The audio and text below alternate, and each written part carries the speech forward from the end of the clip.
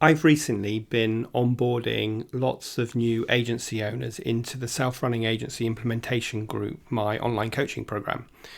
And one of the things that seems to be really common amongst those members, plus lots of other coaching clients I've had over the years, is the fact that when I ask them how they get their clients, most of them tell me that they have won clients up until now through referral and word of mouth, and they've been able to build their business that way.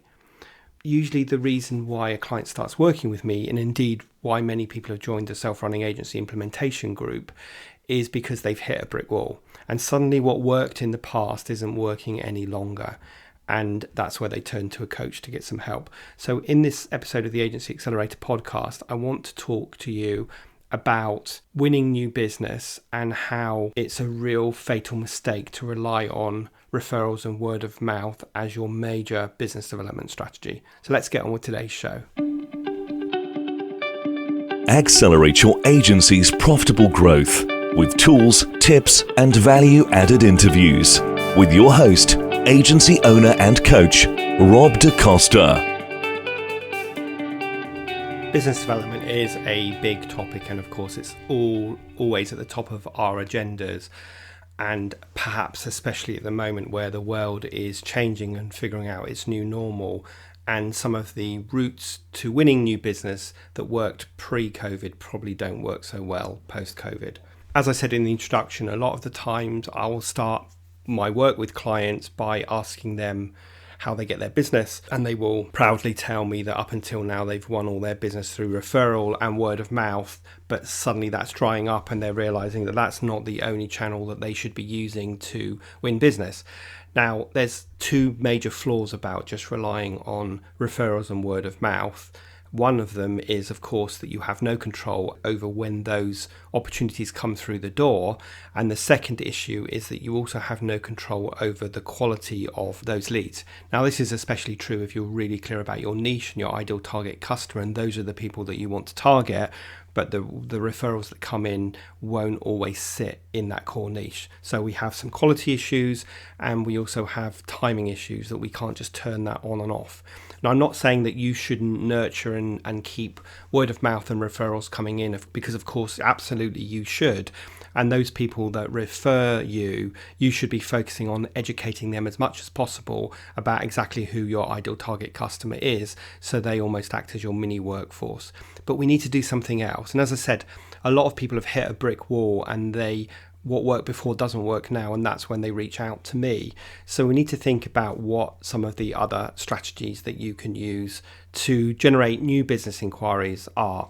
And that means having a really robust marketing plan that you're constantly implementing and allocating time to, so that you're communicating with your audience, and having a really good business development process as well. But you can't really do any of that unless you are really clear about your target niche. And then once you're clear about your niche, you are really clear about your ideal target customer. Now, I've talked about both of these topics many times before, so I'm not going to go into too much detail. But just to say that you can cut your niche a number of ways: by sector, which is the obvious thing, but also by geography, and also by the problem that you solve. So some people struggle with working out what their niche is because they only look at it from a sector perspective. And you can grab the ebook that I'll put in the show notes to tell you more about niching. And similarly, once you've got clarity on your niche, you can then start to identify who your ideal target customer is. And again, I'll put a link in the show notes to my ebook on customer avatars and customer personas, which is really important thing to do to help you understand the sort of habits and the needs and the pains and the gains of your ideal target customer, so that you can start to identify the best channels to reach them. And when it comes to marketing, my advice, especially to busy agency owners who might be running a small agency and they're doing a lot of the work themselves, is first of all that you need to carve some time out of your diary every single week to work on marketing. And second of all, you need to make sure you are really consistent at it. So don't do loads of things because people are saying you should do videos, you should do blogs, you should do a podcast, you should be all over social media. That's all very well, but you'd be much better off picking one or two of those channels and focusing on delivering content to those channels in a really consistent manner. So for example, there's no point posting a blog once every 6 months. It's just not going to do anything for you. You need to be consistent at it. So if blogging is your major form of marketing, then make sure that you have a content plan and that you are scheduling a blog at least, say, once a month, if not more frequently. And mentioning a content plan is a really important point, because whatever content you decide you're going to produce, you never want to sit down and go, what shall I write about today? Because I guarantee you, if you do that, you won't write anything. You'll find excuses not to do it. Whereas if you've got a content plan that says the blog for this month is all about winning new business, then you know that when you allocate time to work on writing that blog, you know exactly what you're going to write about, and that is half the battle. So I'd highly suggest that you create a content plan that's looking at least 3 months in advance from now, so that you never sit down and wonder what you're going to write about. So you need to decide what your channels to market are and be really consistent at it. And those channels in part should be dictated by a really good understanding of who your ideal target customer is, because you've done the work on your niche and your customer avatar, and that will enable you to say, okay, these people really use LinkedIn, so that should be a key channel for me, or these people really like video, so I'm going to use video, or they like Instagram, or whatever it is. But my advice is do a few things really well and really consistently in order for you to get some traction. Now, your goal with all of this marketing is to bring people into your world. Now, when you've got people coming into your world and they say, hey, you look like you're interesting, you look like you're putting some really useful content out there that isn't just about selling, but actually imparting some value, you now need to move those people through 3 stages. So let me just quickly tell you what those 3 stages are. Stage 1 is I've brought you into my world, you know who I am, and you're interested in what I've got to say. Stage 2 is I'm in your world, I'm interested in what you've got to say, and at some point in the future I'm going to buy from you. And then stage 3 is I'm in your world, I'm interested in what you've got to do, you've imparted some great value, and I'm ready to buy from you. And of course those people then reach out to you, and they are your most warm ideal target prospects, who you will have a really good chance of converting, because you've already built some empathy and trust with them. And remember, we have to take people through that sales funnel of know, like, trust before anybody will buy from us. And if people have been following your value added content over a past period of time, then they will already know, like, and trust you. It's also worth bearing in mind whatever your sales cycle is, because sales cycles are never very short. So if you do a short burst of marketing, there's a very small chance you'll convert much of that into business. I did some work recently to evaluate my email lists and my Google Analytics to work out what the typical sales cycle is for someone entering the DaCosta coaching world and going through that journey to the point where they're ready to buy. And I almost fell off my seat when I worked out it was 13 months. So that means it takes 13 months of nurturing before someone will buy from me. And that is why putting consistent value added content into my world is really important. So those people follow me for 13 months and then they jump out to say, hey, Rob, I'm ready to buy. Now, talking about value added content, I think you should always be focusing on 80% providing value, 20% selling. And it's an important balance here, because obviously if all you try to do is sell, people are going to get turned off and leave your world. But on the other hand, if all you ever do is provide value, then people are going to love that, but they're never going to be having any kind of trigger to buy from you. So getting the 80-20 rule of value plus selling is really, really crucial. So that's a kind of a quick snapshot of how you can put content out there, how you can build up your tribe of followers, and how you can get that balance of 80-20 value versus selling. Now let's talk about the point where someone's reached out to you and they are ready to meet with you. Well, you want to make sure, first of all, that every stage of that journey you're being consultative, so that you end up having a partner-partner relationship with your customer, rather than the very imbalanced customer-supplier relationship, which is where they end up beating you up all the time, forcing you to overservice or pushing you down on price. And talking of pricing, you need to make sure that when you're quoting, you're taking a value selling approach, which again is a big topic and one that I have spoken and written about before. So I'm not going to go into that in too much detail now. But at every stage of the process, you want to be consultative. You also want to make sure that the more qualified someone is in your sales process, the more time you invest in them. And that means early leads that reach out to you, you need to make sure you're qualifying them before you start agreeing to meet with them or have long phone conversations with them.